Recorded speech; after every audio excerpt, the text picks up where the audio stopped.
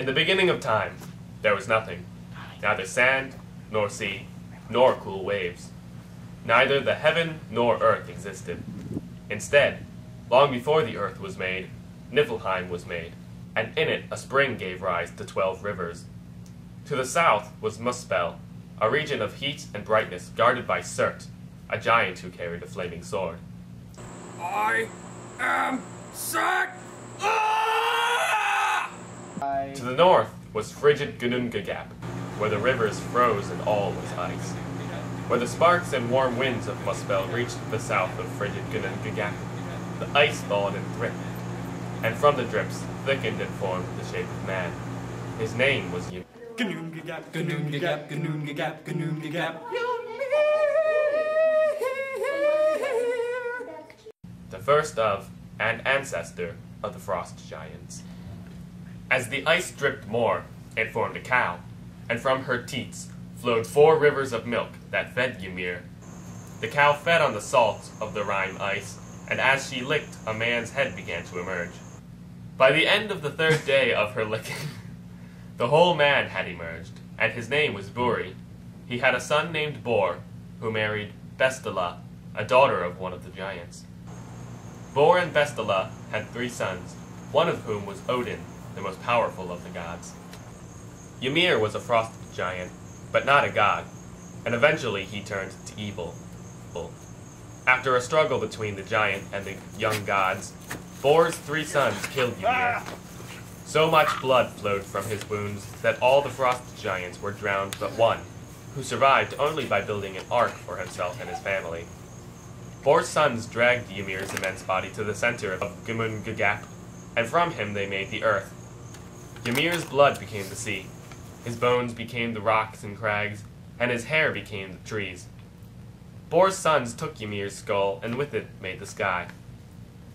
In it they fixed sparks and molten slag from Muspel to make the stars, and other sparks they could set to move in paths just below the sky. They threw Ymir's brains into the sky and made the clouds. The earth is a disk, and they set up Ymir's eyelashes to keep the giants at the edges of that disk. On the seashore, Bor's sons found 2 logs and made people out of them. One son gave them breath and life. I give thee life!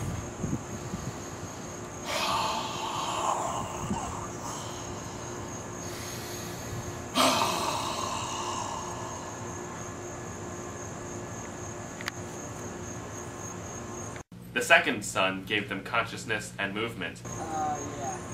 Consciousness.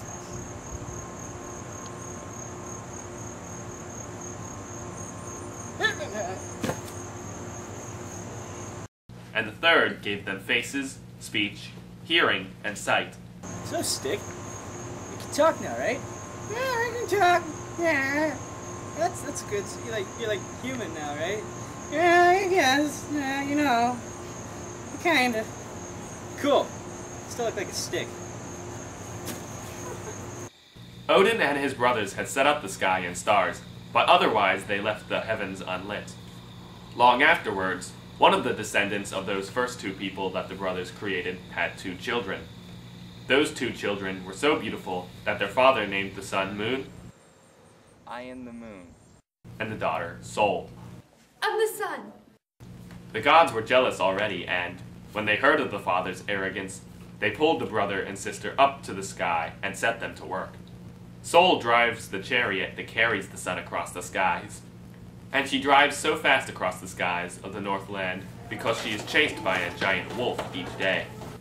Moon likewise takes a course across the sky each night, but not so swiftly because he is not so harried. It is the bridge that appears in the sky as a rainbow, and its perfect arc and brilliant colors are a sign of its origin with the gods.